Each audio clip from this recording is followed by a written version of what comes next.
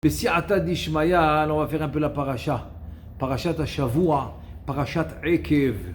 Donc, le premier passage qui commence, il nous dit Vaya Ekev tishme'un et amishpatim ha'ele ushmartem va'asitem otam. Donc, voilà, on voit la notion ici de Ekev. Donc, Rashi sur place, il nous dit Ekev. S'il te dit que c'est les mitzvot, Adam dash ba'akevav, c'est les petites mitzvot que l'homme y piétine, il ne fait pas attention, etc. Et tishme'un, vous allez entendre, et amishpatim ha'ele ushmartem, vous allez garder, vous allez accomplir, va'asitem otam, etc. Maintenant, ce qu'on va parler, on va parler un peu de ce que la Gemara dans Sota, dans Sanhedrin, etc., elle a parlé de Ikveta Demshicha. Ekev, vaya Ekev, ça vient du mot Ikveta Demshicha, la fin des temps. La fin des temps, au moment du Mashiach, etc., ça vient le mot Ekev. Ekev, c'est le talon. Le talon, on sait aussi que les Neshamot de Adam Arishon, qui viennent des Evarim, qui viennent des membres de Adam Arishon, donc les dernières Neshamot qui doivent venir dans ce monde, on sait que ça vient du Ekev, du talon, de se dire c'est la fin du coma de Adam Arishon, Ekev. Donc Ekev, ça vient du mot Ikveta Demshicha. Donc Bessiata d'Ishmaïa, on va essayer de parler un petit peu de ce sujet. Et d'abord, on sait tout d'abord, on sait que notre génération, elle s'appelle Ikveta Demshicha. Je pense qu'on n'a pas besoin de plus de simanim. On a assez de signes, que tous les signes qu'ils ont pu être dits, ou dans la Gemara, ou dans le Midrash, ou dans le Zohar, ou n'importe où, dans n'importe quel écrit, Kodesh, de la Torah, dans tous les signes possibles, imaginables qu'on puisse avoir, tous ont été réalisés, et même plus. Donc aujourd'hui, il n'y a plus de marloquette, il n'y a plus de... il n'y a même pas à discuter. Il n'y a même pas à discuter aujourd'hui que notre génération, elle s'appelle Ikveta Demshicha, du mot Ekev. Donc c'est la fin des temps, le temps du Mashiach. C'est la période messianique. Et aussi, on sait que les paroles des Nevi'im qu'ils ont parlé en long et en large là-dessus, par exemple, je donne un exemple, dans la Gemara de Sota, même peut-être Amoud Bet, ou dans la Gemara de Sanhedrin, Tzadik Zain, Amoud Aleph, etc. Combien ça va être dur pour nous dans la génération de Ikveta Demshicha. Les Amoraïm et les Tanaïm, ils ont prié pour ne pas être dans notre génération à nous. Tellement c'est compliqué, tellement c'est dur, etc. Baal Shem Tov HaKadosh, il dit que dans notre génération, travailler la Emouna, c'est comme grimper un mur très lisse. Un mur lisse. C'est-à-dire qu'on a quand même, d'un côté, c'est dur, mais d'un côté, c'est un mérite. Pourquoi c'est un mérite? Parce que le peu d'efforts que tu vas faire, Arizal, il dit que tu vas ressembler aux Tanaïm, aux Amoraïm. Et c'est pas de la blague. C'est pas de la blague, c'est la vérité. C'est-à-dire aujourd'hui, tu fais un peu d'effort, on te donne un titre d'Amora ou de Tana. Je parle de relativement parlant. Relativement parlant, tout celui qui fait des efforts dans cette génération, il a un très haut niveau. Donc moi je dis d'un côté, oui, d'un côté c'est dur, mais d'un autre côté, tu peux danser, tu peux être heureux. Tu peux être heureux parce que chaque effort que tu vas faire, ça va t'amener beaucoup. Et là, il te dit aussi, nous aussi, on voit de nos propres yeux combien de Pe'amé à Géoula, mais Batvetim ou Baïm, combien on voit de lumière, d'étincelles, comme ça que la Géoula est en train de venir. Ça s'appelle Pe'amé à Géoula. C'est le début de la Géoula, on le voit. Rien que le fait d'être en Eretz Israël, Baruch Hashem, je pense que ça y est, plus que la majorité des Juifs, ils sont en Eretz Israël. Dis-moi, ça c'est Pe'amé à Géoula, ça. C'est un signe de Géoula. Tu dis Kama, Machalot Kashod ou Bifrat, Amachala Kasha, Vechen Teuna Drachim, etc. Chas Veshalom. Tu vois bien les tikkunim. Parce que la Gemara de Sanhedrin dit même que les Arba Mitot Bedin ont été. On peut pas en juger aujourd'hui. On n'a pas de Sanhedrin Gedola, Sanhedrin Ketana. Mais il te dit que la Gemara dans Sanhedrin dit que les Arba Mitot Bedin, ils ne sont pas annulés. Ils se font. Alors quand Chas Veshalom, un accident il arrive, alors ça peut être à cause de Srefa, Skila, etc. Une des 4 peines de mort qu'il y avait au Sanhedrin, donc ça se réalise. Tu vois que tout ça c'est des Pe'amé à Géoula, Parce qu'en fait, Bezrat Hashem, que ce soit rien que Besorot Tovot, Besiata Dishmaya, rien que Besmachot Shel Am Israël, Amen. Mais quand ça arrive quelque chose, l'homme il paye dans ce monde pour aller directement au Gan Eden, dans le monde d'en haut. Parce qu'il n'y a aucune comparaison. Payer dans ce monde et payer dans l'autre monde, quel exemple je peux donner? C'est comme tu me dis par exemple, tu payes une facture à 30 shekels, ou tu payes une facture à 30 millions. C'est exactement, relativement parlant, c'est ça. De payer dans ce monde, c'est comme tu payes pas cher. Mais ça t'exempte de tous les mishpatim ou les jugements en haut. Alors que dans le monde futur, c'est beaucoup plus grave dans le sens que c'est beaucoup plus de souffrance. Parce que la souffrance là-bas, elle est spirituelle, elle est éternelle. Donc c'est pour ça que l'homme, à part remercier Hachem, il n'a rien à faire. Et comme j'ai dit au début, c'est que un petit effort ici, il compte beaucoup. Tu imagines qu'on t'appelle un Tana, parce que tu as fait un peu d'effort. Et combien de nissim veniflaot, combien de miracles ils arrivent aux gens grâce aux petits efforts qu'ils font. Incroyable. Des fois, un tout petit effort, c'est incroyable que ça peut donner. Je donne un exemple, ok? Il y a dans ce qu'on appelle le Moshav Shoresh, et c'est une histoire véridique que celui qui a vécu cette histoire, il la raconte. Il habite à Bnei Brak, et il dit que ça fait plus de 20 ans de ça. Il avait un travail à ce Moshav-là qui s'appelle Shoresh. C'était un mashgiach. Donc tous les matins, il quittait Bnei Brak pour aller dans ce Moshav pour travailler. Donc il arrive là-bas, il fait là-bas, je ne me rappelle pas c'était quoi les produits qu'il produisait dans ce Moshav, mais lui il donnait la Hashgacha. Donc il quittait le matin Bnei Brak, il allait travailler la journée là-bas, il rentrait le soir à Bnei Brak. Donc Shahrit, il le faisait à Bnei Brak avant de quitter, Arvit, il le faisait quand il rentrait à Bnei Brak le soir, Mincha, il devait le faire dans le Moshav. Donc il a pris sur lui, quoi qu'il arrive, de réunir un minyan dans le Moshav pour faire Mincha. Pour ne pas faire mincha yachid. C'était pas facile parce qu'à l'époque, aujourd'hui c'est beaucoup plus facile, mais à l'époque, il y avait beaucoup moins de religieux là-bas, beaucoup moins. Donc c'était pas évident, mais il arrivait à voir le minyan, il faisait mincha. Un jour, il a un peu bavé, il arrivait à 9, il n'avait pas le 10e. Donc il sort de la synagogue, il dit on va pas désespérer, on doit faire le minyan. Il veut pas désespérer. Donc qu'est-ce qu'il fait? Il tourne un petit peu autour de la synagogue, il va un peu dans c'est les moshavim, c'est un peu des terrains, les maisons, et il trouve quelqu'un en bermuda, en short, en train de travailler, un peu âgé, en train de travailler sa terre, etc., avec sa vache, tranquille, en train de s'occuper. Et donc c'est évident, il n'avait pas l'air du tout religieux. Il lui dit, s'il te plaît, est-ce que tu peux m'aider? Ouais, en quoi je peux t'aider? Vas-y, en quoi? S'il te plaît, est-ce que tu peux me compléter le minyan? Il lui dit, mais c'est quoi un minyan? Il dit quoi? Attends, il a pensé peut-être qu'il n'est pas juif. Il lui dit, excuse-moi, je m'excuse de la question, mais est-ce que tu es juif? Il lui dit, mais bien sûr que je suis juif. Ah, tu sais pas c'est quoi un minyan? Je vais t'expliquer. Il lui dit 10 personnes qui se rencontrent pour faire quelque chose de kadosh et pour répondre au kaddish, à la kdouja, etc. Il lui dit, ok, mais moi, qu'est-ce que je dois faire? Je ne sais pas. Tu rien du tout. Je te fais signe, tu réponds amen dans le kaddish. Je te fais signe, tu fais ce que je te dis, ça va, il n'y a pas de problème. Tu peux nous compléter minyan. Ah, il n'y a pas de problème. Combien de temps? 15 minutes, 20 minutes? Avec plaisir. Je viens. Et il vient, il le suit. Maintenant, il arrive à la synagogue, il s'assoit. Ce fermier-là, il s'assoit, on va dire 20 secondes, 30 secondes, parce qu'ils ont commencé entre-temps à acheter. Il y a un qui rentre à la synagogue avec une kippa pour prier avec eux mincha. Donc combien ils sont maintenant? Ils sont 11. Ok, ils sont 11. Alors lui, comment il voit, il dit, mais attends, mais il m'a dit qu'on aurait 10, pas 11. Il va lui dire, écoute, maintenant on est plus que 10. Est-ce que je peux partir? Il lui dit, écoute, tu n'es pas obligé de partir, tu peux rester avec nous. Mais il dit, écoute, tu sais, le travail, là, si tu veux vraiment, donc tu peux partir. On est 10, tu peux partir, il n'y a pas de problème. Merci. Et il est parti. Et comme ça, l'histoire, elle s'oublie. 10 ans plus tard, ce mashgiach, il s'appelle Rabbi Moshe, il avait arrêté de travailler à ce Moshav-là, Moshav Shoresh, il était rentré, il travaillait maintenant à Bnei Brak, etc.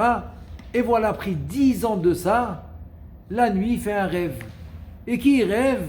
Cet homme-là, qui est avec le Bermude, avec les shorts, qui est venu lui compléter Minyan, il vient en rêve. Il lui dit, est-ce que tu te rappelles de moi? Non, mais qui tu sais, 10 ans est passé, en tout et pour tout, il a dû le voir pour quelques minutes. Non. Il dit, ouais, mais là, il lui rappelle, il lui dit le Moshav Shoresh, je suis venu te compléter Minyan, et ta. Ah, il se rappelle. Rabbi Oshé dit, oui, je me rappelle de toi. Je me rappelle de toi. Ouais, mais qu'est-ce que je peux t'aider? Il lui dit, tout ça dans le rêve. Il lui dit, j'ai besoin de toi, je suis venu t'aider, je veux que tu m'aides. Quoi? Il lui dit, tu sais, je suis plus de ce monde maintenant.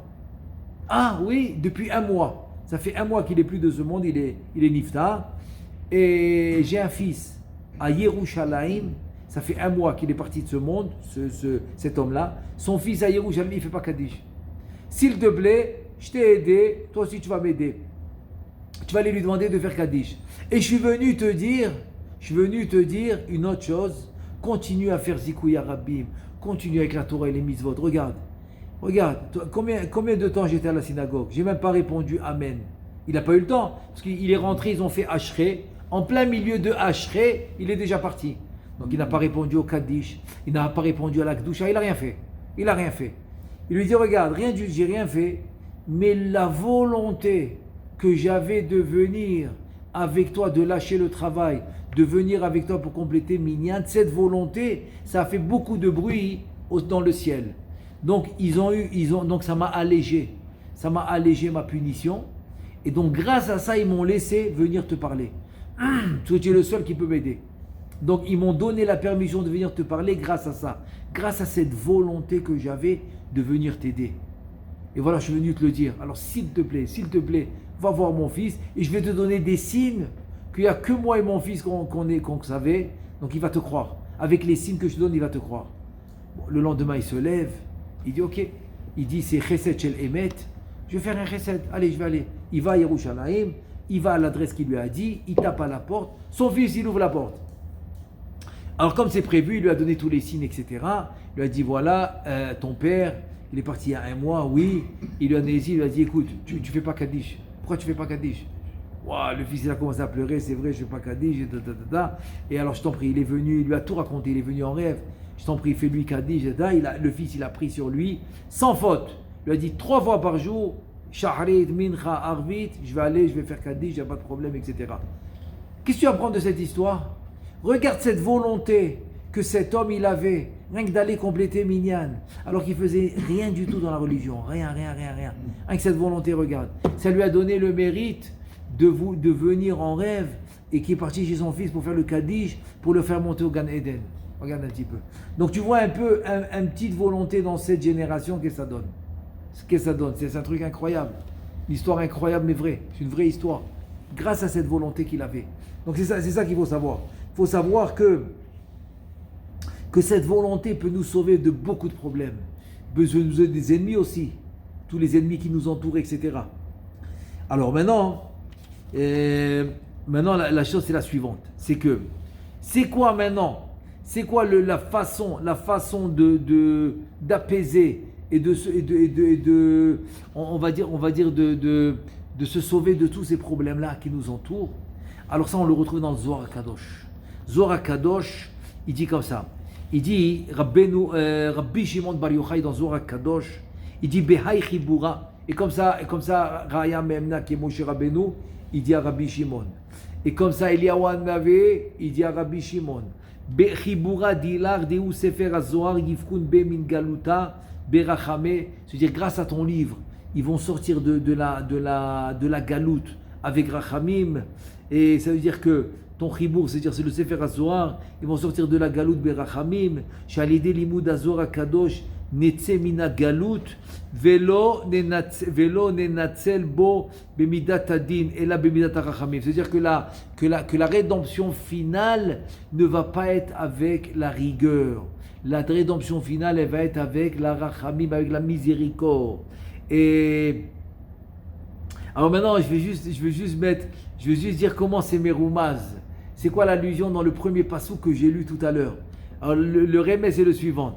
Il dit dans le premier passou, qu'est-ce que tu vois? Ve'aya ekev tishme'un. Très bien. Il te dit hine ata bime'ik veta ekev Igveta. Igveta demshicha. Il te dit sur l'été de Midat Adin. Shamu Elokim. Tu as dit Vaya Ekev. Ekev Tishmeun. Donc, la Midat Adin, c'est quoi? C'est Elokim. Qui ata anachnu besof hayamim be'ekev be'igveta demshicha. C'est pour cela que quoi? Tout chas v'shalom, toutes les mauvaises choses qui peuvent arriver, chas v'shalom.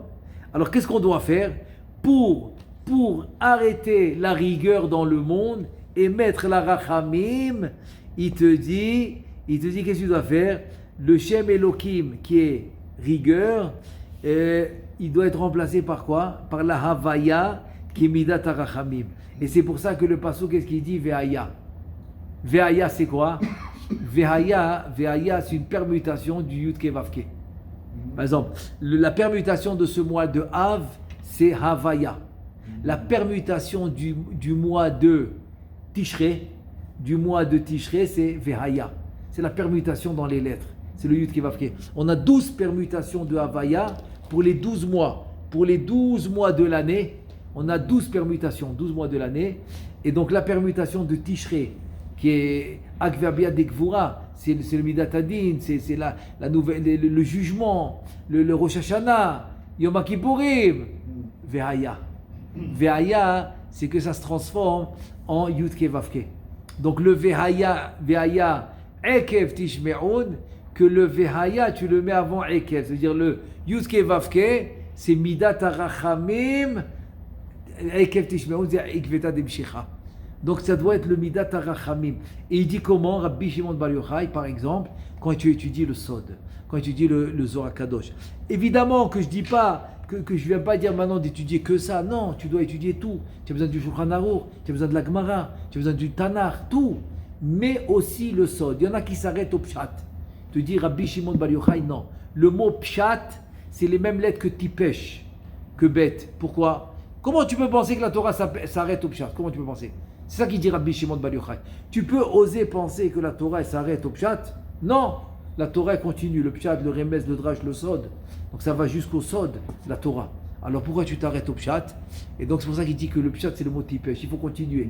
Donc quand tu continues jusqu'au Sod, et le Zohar Kadosh par exemple, quand tu étudies le Zohar Kadosh, quand par exemple il y a un très très très bon minhag, c'est de lire les Tikkuné HaZohar depuis Rosh Chodesh Elul jusqu'à Yom Kippourim, 40 jours.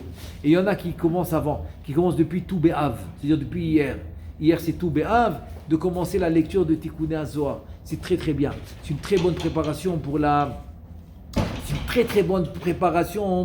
Rosh Hashanah, pour le Yom Adin. Pour le Yom Adin, c'est la lecture des Tikkuné HaZohar. Très bonne préparation de le lire. Donc ça c'est Ve'aya. Donc Ve'aya c'est quoi? Ve'aya c'est Otiot Havaya Baruchu, Yud Ke Vav Ke. Ekev, ça veut dire quoi? Ekev, Imata Rotse, Sheshem Havaya, si tu veux que Yud Ke Vav Ke, qui est miséricorde, qui domine dans le Ekev, qui est Igveta Demshicha, qu'est-ce que tu dois faire? Tishme'un. Tishme'un, c'est quoi? Notrikon, Torat Shimon. Tishme'un. Torat Shimon. Klomar, Ta'asku Begvi'ud Betorato Shel Rabbi Shimon. Quand tu étudies la Torah de Rabbi Shimon. Donc en étudiant la Torah de Rabbi Shimon, tu mets la Havaya. Tu mets la Havaya dans Ekev, dans Igveta Demshicha, Tishme'un. Tu mets la Torah de Rabbi Shimon, ou Rabbi Shimon Bar Yochai, Bazora Kadosh, ou Bazé Tizkou les Midat HaRachamim, et là vous aurez Midat HaRachamim. Aussi, je veux rajouter aussi le mot Ekev, ça vient du mot Keva. C'est-à-dire quoi? C'est-à-dire Sheyesh l'ilmod Bekvi'ut, Bechol Yom Veyom Bezohar Yomi. Tu as compris? C'est-à-dire que chaque jour étudier le Zohar, pas une fois par semaine. Même si c'est une demi-heure, 20 minutes, une demi-heure de lecture pour commencer. Mais tous les jours. La reine Gam Rachetevot Ekev, Baruch Hashem aussi on a des cours enregistrés sur le Zohar Kadosh, Baruch Hashem qu'on fait tous les jours. Alors ça s'appelle Bekvi'ut. Bekvi'ut c'est tous les jours. Alors Ekev, Assez Gvi'ut Bazohar Kadosh, c'est Rachetevot Ekev. Il te dit Gam Ekev c'est Gematria Elokim, c'est Gematria 2 fois Elokim, Ekev. Elokim c'est 86, Ekev c'est 172, 2 fois Elokim, 86 fois 2, ça fait 172. Parce que grâce au Zohar Kadosh, tu vas adoucir les rigueurs. Tu vas adoucir les rigueurs et ça devient de la miséricorde. Parce que le Limoud HaZohar, c'est la Neshama de la Torah. C'est quoi la Neshama du monde? C'est la Torah. Le Shas, les Midrashim, le Tanar, c'est le Neshama du monde. Mais le Sod, c'est la Neshama de la Torah. La Neshama de la Torah, c'est le Sod. Ve'aliado, grâce au Zohar Kadosh, on va sortir de la galoute, Be'ezrat Hashem, on va sortir aussi Berachamim. Berachamim miséricorde. Et sur ça, je voulais ramener le Zohar Kadosh qui dit, et je pense que c'est une raison aussi, pourquoi on va sortir Berachamim? Parce que le Zohar Kadosh, il dit comme ça. Amaskilim yazhiru kezohar arakia. C'est un passouk dans Daniel. Daniel dans le chapitre 12. Le passouk qui dit comme ça. Amaskilim. Maskilim ilachon. C'est sechel, c'est de lumière. C'est les sphirotes. Maskilim. Yazhiru kezohar arakia. Umatzdike arabim kekochavim leolam vaed. Donc il dit, le Zohar Kadosh, c'est qui les maskilim? C'est quoi les maskilim? Ilen Rabbi Shimon vechaveroi. C'est Rabbi Shimon et ses compagnons d'études. Ses compagnons d'études, c'est Rabbi Shimon vechaveroi. Yazhiru, ils vont illuminer. Kad itkanashu le me'bad haychibura. Quand ils vont s'asseoir pour faire ce livre qui s'appelle le Zohar Kadosh. Deihu mizihara ila adil ila. Parce que ce livre, il vient d'où? Alors ça, c'est sur ça que je voulais m'attarder. C'est quoi Zihara Ilaha? Zihara Ilaha, c'est une des trois niveaux de Adam Arishon après la faute. C'est-à-dire que Adam Arishon, avant la faute, il était inclus de toutes les Neshamot de Am Israël. Après la faute, il s'est divisé en trois. C'est-à-dire il y a les Neshamot qui l'ont quitté avant la faute. Ces Neshamot-là, ils s'appellent Zihara Ilaha, ça monte dans Olam HaAtzilut. Donc le Olam HaAtzilut, ça monte jusqu'à la Bina qui est le Olam HaTshuva. Et on sait que dans Atzilut, lo yegur chara. Il n'y a pas de ra dans Atzilut. Dans Atzilut, il y a seulement du Tov. Dans Bria, il y a majorité Tov, mais il y a un peu de ra. Dans Yetzira, c'est moitié-moitié. Dans Asiya, la majorité c'est ra. Mais dans Atzilut, il n'y a que du Tov. C'est-à-dire, à travers le Zohar Kadosh, tu montes jusqu'au Shoresh Arachamim, la racine de Rachamim, de la miséricorde. C'est pour ça que, en étudiant le Zohar, tu vas amener la miséricorde dans le monde. Et pour finir, je voulais rajouter encore un point, et je pense que c'est très très important, c'est que à travers le Tanar, on voit 4 différences dans les Melachim, dans les rois d'Israël. On va appeler ça 4 différents comportements. Voilà. On a le comportement de David, Asa, et Yoshaphat et Chizkiyahu Melech Yehuda. C'est-à-dire que David, Amelech, qu'est-ce qu'il a dit? Erdof oivai va'asigem velo ashuv atchalotam. Il vient David Amelech, il dit, moi je vais poursuivre mes ennemis et je ne reviendrai pas jusqu'à que je vais les anéantir. Ça veut dire que quoi? Non seulement je vais aller en guerre, mais je vais combattre mes ennemis. Le deuxième roi, qu'est-ce qu'il dit? Je vais poursuivre mes ennemis. Hachem, c'est toi qui vas les combattre, mais je ne me bats pas. Je vais les poursuivre, mais je ne me bats pas. Troisième roi, il vient, qu'est-ce qu'il dit? Hachem, ni je vais en guerre, ni je combats, je prie. C'est à toi de tout faire. Le quatrième, Chizkiyahu Melech Yehuda, il dit Hachem, je vais aller dormir. C'était là, Seder, je vais aller dormir, tu t'occupes des ennemis, ça me rive. Et on connaît l'histoire que le lendemain, ils ne se sont pas réveillés. Il y avait là-bas des millions de soldats. Il y avait 185 000 rachés Geyasot, 185 000 chefs d'armée. C'est quoi ça veut dire 180? C'est-à-dire que chaque chef d'armée, il a au moins combien? Des centaines de soldats. Il y avait 185 000 chefs d'armée. Donc chaque chef, combien il a de soldats? Minimum 100, 200. Fais le calcul. 185 000 fois 100 fois 200 fois 300. C'est un nom. Tous les rois du monde sont venus aussi pour voir la destruction de Jérusalem, chacun avec son armée, avec ses femmes et ses machins, et son trésor, leur trésor. Surtout leur trésor. Non, mais alors c'est ça l'idée. C'est que lui, il n'a rien fait. Ils ne sont pas réveillés. Il en a rien que laissé quelques-uns se réveiller pour voir le miracle, c'est tout. Un ou deux qui se sont sauvés. Ils ont vu que tout le monde est mort, ils se sont sauvés. Donc, alors maintenant, on veut rien qu'expliquer, c'est quoi la différence?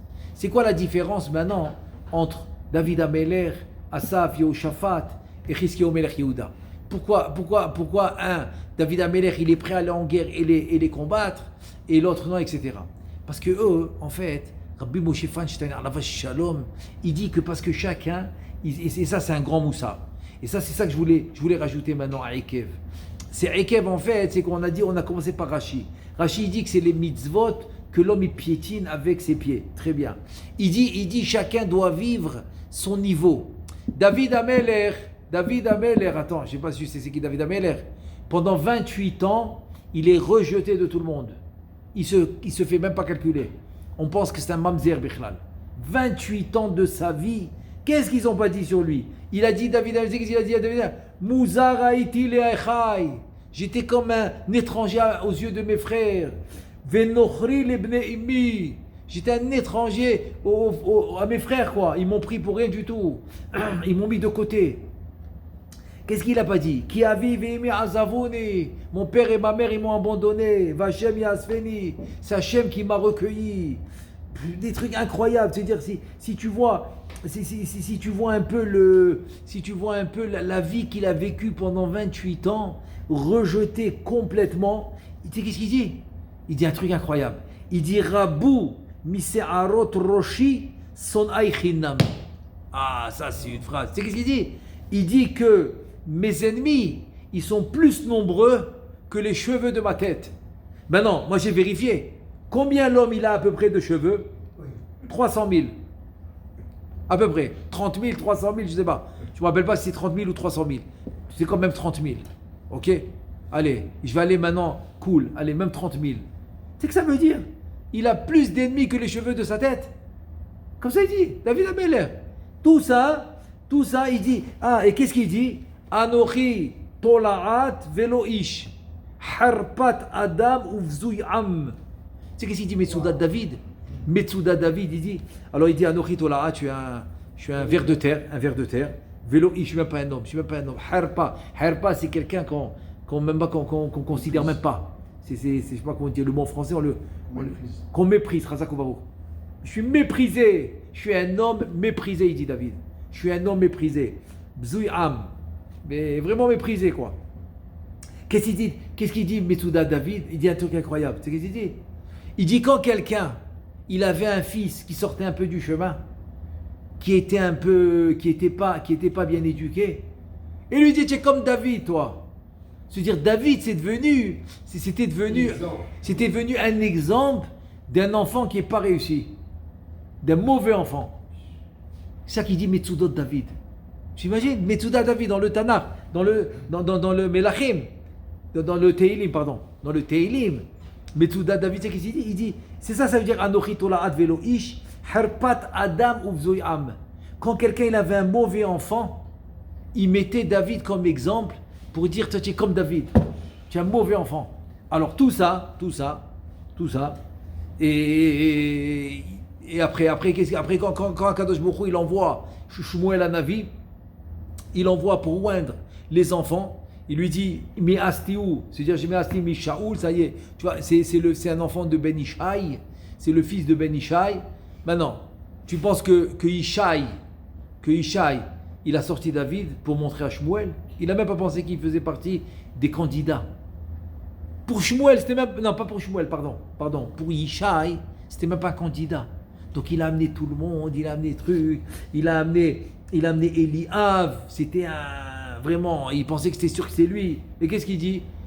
Akadosh Baruch Hu, il met la névoie dans Shmuel, qu'est-ce qu'il lui dit? Al tabbet el mar'ehu. Ne regarde pas son regard, son apparence. Ve'el gova komato. Ne regarde pas son qui me astiu. Non, je ne veux pas celui-là. Comme il en avait 6, 7, comme il avait 7, il a 7 enfants, il a amené, il veut rien. Il lui dit, Shmuel, qu'est-ce qu'il dit? Shmuel, il dit, ma tamu ane'arim, c'est pas possible. Tu n'as pas un autre enfant, c'est pas possible. Akadosh Baruch Hu me dit que c'est ton enfant à toi, mais où est-ce qu'il est? C'est pas cela, non, c'est pas cela. Pourquoi? Parce que Adam ro'e la'enaim ve'Hashem ro'e la'levav. L'homme, il regarde par les yeux, mais Akadosh Baruch Hu, il regarde le cœur. Lui dit, amène-moi un autre fils, c'est pas possible, tu en as un autre. Ah, il dit oui, celui-là là-bas, qu'il est dans le truc. Ne me dis pas celui-là là-bas, amen. C'est pas possible, c'est ton fils. Où est-ce qu'il est? Il sait pas cela. Bon, il n'a pas le choix. Ils vont chercher David. Alors imagine-toi maintenant. Ils vont chercher David. Après 28 ans de mépris, qui est méprisé, il lui dit Shmuel à David t'appelle. Comment il devait venir? Garava. Rien du tout. Il vient tout simple, normal. Comme si de rien n'était. Il vient chez Shmuel à David et il lui dit ouais, est-ce que je peux t'aider? Je peux t'aider, qu'est-ce qu'il y a? Attends, mais regarde, attends, avant ça. Je sais ce que je sais ce que tu es en train de me dire, mais avant ça, Shmuel était assis. Le Navi. Alors Isha, il lui a mis une chaise. Qu'est-ce qu'il lui dit? Qu'est-ce qu'il lui dit à Kadosh Baruch Hu? À Kadosh Baruch Hu, il lui dit comme ça, il lui dit, écoute bien, à Kadosh Baruch Hu, il dit à Shmuel, il lui dit, Meshichi Omed Ve'ata Yoshev. À Kadosh Baruch Hu, il dit à Shmuel, mais qu'est-ce que tu fais? Mon Mashiach, il est debout, et toi tu t'assois. Oui. Koum, il lui dit, Koum Miyad, lève-toi. Ouais, comme ça, Kadosh Baruch Hu, il dit à Shmuel, il lui dit, mon Mashiach, il est debout, toi tu t'assois. Shmuel, il se lève. David, il arrive. Mais attends, mais imagine-toi un peu la situation. Tous ils sont comme ça. Avec tout le peuple. Tous ils sont bouche bée. Mais attends, mais c'est lui qu'on a méprisé 28 ans. C'est lui qu'on a méprisé 28 ans. Qu'est-ce qui se passe? Maintenant, comment il devait être David? Vous voyez, vous m'avez méprisé, regardez. Non, il est resté bien. Il est resté normal. Et où tu vois ça? Tu vois ça dans le Mizmor 131. 131 là-bas, lo gava libi, velo ramu elai, velo ilarti bigdolot beniflaot mimeni. Mon cœur, il a pas, j'ai pas eu de gava, mes yeux non plus. Et je suis pas allé plus que ce qui me revient, rien du tout. Et c'est quoi 131? Écoute bien. 131, c'est le Chida qui dit ça. 131, il dit que c'est la même gematria que Samermem. Oui. Le Samermem, c'est le Yetzerara. Samermem, ça fait 100. Aleph, 1. Lamed, ça fait 31. 131. Et c'est exactement la gematria de Anava. Anava aussi. Anava, c'est 131. Exact. Tu fais, regarde, Ain, Nun, ça fait 120. Vavke, ça fait 11, ça fait 131. Donc Anava, 131. Samermem 131, ça combat le Yetzerara. Là, c'est-à-dire quand il y a Anav, ça combat le Yetzerara. 131, et c'est le Mizmor de Teilim que tu vois là-bas, Lo Gava Libi, Lo Ramu Enai, Velo Ilarti Bigdolot, Beniflot Mimeni, etc. Tout ce qu'il dit là-bas, David Ameler, tu vois la Anava. Donc maintenant voilà, tout ça c'est pour répondre. David Ameler, il vient, il dit même les mitzvot que Anashim Dash Be'akevav, que l'homme il piétine avec ses talons. Et pourquoi l'homme il piétine avec les mitzvot des talons? Pourquoi? Ah, celui-là il lui a écrasé le pied, il lui fait ça, pourquoi? C'est la gava. Dis, c'est qui celui-là? Donc la gava qui cause à l'homme un peu de piétiner des mitzvot. David Ameler, il dit, moi, il n'y a pas de problème. Moi, tous les soirs, je fais Cheshbon Nefesh. J'ai jamais piétiné aucune mitzvah. Et j'ai jamais piétiné personne. Donc il n'avait pas peur de l'épée. Donc il a dit, moi je peux, Erdof Oivai, je peux poursuivre mes ennemis, Velo Ashur Atkalotam, et je ne reviens pas jusqu'à ce que je les anéantis. Donc David Amelech, en 2 mots, qu'est-ce qu'il dit? Il dit, moi je peux me permettre d'aller jusqu'au bout, je n'ai pas peur de l'épée. Les autres rois, il dit, attends, on a peur de l'épée, parce qu'il y a des mitzvot qu'on piétine. Alors on fait attention, non. Alors il dit, ok, je vais les poursuivre, mais je ne me bats pas, c'est toi qui vas te battre. L'autre il dit, non, mais je ne vais même pas les poursuivre. Parce qu'il a peur. C'est-à-dire, chacun il vit son niveau. Ils ne sont pas au niveau de David Ameler. L'autre aussi il a peur. Maintenant, Chizkiya ou Meler est encore. Il est presque avant, presque pas loin de la destruction du premier Beth Amikdash. Donc il est beaucoup plus loin que David. Donc il a baissé de niveau. Il dit, non, moi je vais aller dormir, c'est toi qui vas t'occuper d'eux. C'est-à-dire que chacun il vit son niveau. Mais de là, qu'est-ce que tu vois? Tu vois de respecter toutes les mitzvot, ça vient aussi de la Anava. Quand il y a Anava, où tu vois ça? Tu vois ça dans Melachim, dans le début de Melachim Aleph.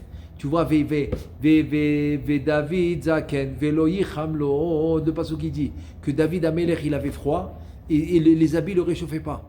Alors Rashi Bamakom, qu'est-ce qu'il dit? À cause qu'il a coupé le manteau de Shaoul, et comme il a coupé le manteau de Shaoul, donc Mida Keneged Mida, tu as coupé le manteau du roi, donc maintenant les habits vont plus te chauffer. quand il était âgé. Quand ils disaient quoi âgé, il est mort à 70, il devait avoir 68, 67, 69, il n'était pas loin des 70, donc il avait. Donc qu'est-ce qu'ils ont fait?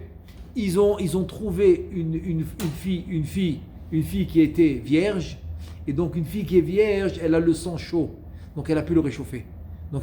Et comment elle s'appelait cette fille? Avishag Ashunamite, qui était la sœur de la Shunamite qui a construit la maison pour Elisha Hanavi, que Elisha Hanavi l'a béni et qu'elle a enfanté Havakouk. Sa sœur Avishag Ashunamite. L'autre on l'a appelée Isha Ashunamite, c'est là qui a fait la maison pour Elisha, qui a eu Havakouk Hanavi, avec l'histoire de la résurrection, que Elisha il a fait Triatametim à Havakouk, etc. Sa sœur Avishag Ashunamite, celle qui réchauffait David. Maintenant, la Gemara de Sanhedrin raconte qu'elle voulait un enfant de David. Elle lui dit, je veux un enfant de toi. Il lui dit, mais j'ai déjà 18 femmes, je n'ai pas le droit. Kahena avec Kahena, il lui dit, Nathan Hanavi, tu as 6. Alors, la Gemara il lui a dit, tu vas Yosif l'ar Kahena avec Kahena. Si tu as 6 femmes, tu peux rajouter 6 et 6, ça fait 18. Tu t'arrêtes à 18. Alors David, il dit à Avishag, mais je peux pas, j'ai déjà 18 femmes. Elle lui dit, tu peux pas? Elle lui dit, c'est pas vrai, pas parce que 18 femmes. Elle lui dit, ben, tu peux, elle lui dit, tu n'as pas de force. Il dit, j'ai pas de force? De quoi tu parles, j'ai pas de force? Il a amené Bathsheba, l'histoire du truc, donc il est parti avec Bathsheba plusieurs fois de suite, donc il avait la force, il était en pleine forme, il avait la force. Les tzadikim, ils gardent leur force. Donc elle lui dit, alors tu peux divorcer une femme. Qu'est-ce qu'il lui dit? Il lui dit, non. Je ne ferai pas du tsar à une femme, même une pilégesh. Alors que Avshalom, il était parti avec les pilégesh de David. Donc David, il a arrêté d'aller avec eux. C'était Avshalom, avec l'histoire de Avshalom qui voulait le tuer. Il est parti avec les pilégesh. Elle lui a dit, alors divorce une pilégesh. Il lui dit, non, je ne leur ferai pas ce tsar. Parce que Rashi, il explique Bamakom que de divorcer une femme, c'est un tsar. David Améler dit, je ne leur ferai pas ça. Je ne leur fais pas du tsar. Même si j'habite plus avec eux, mais ils ont ce statut d'être la femme de David. Je ne leur ferai pas ce tsar. Regarde les dikdukim de David. Ça, c'est la Hanava. Donc, Ekev aussi, comme c'est le talon, ça parle aussi de la Hanava. C'est le point que je voulais rajouter par rapport à Ekev Tishmeout, que David, grâce à la Hanava, donc il respectait toute la Torah, même les mitzvot qu'on piétine, et c'est pour ça qu'il pouvait aller en guerre, combattre les ennemis, les anéantir, et comme ça, il gagnait les guerres. Hachem, Bezrat Hachem, nous donne cette mida de Hanava pour pouvoir accomplir toute la Torah. Amen ve Amen.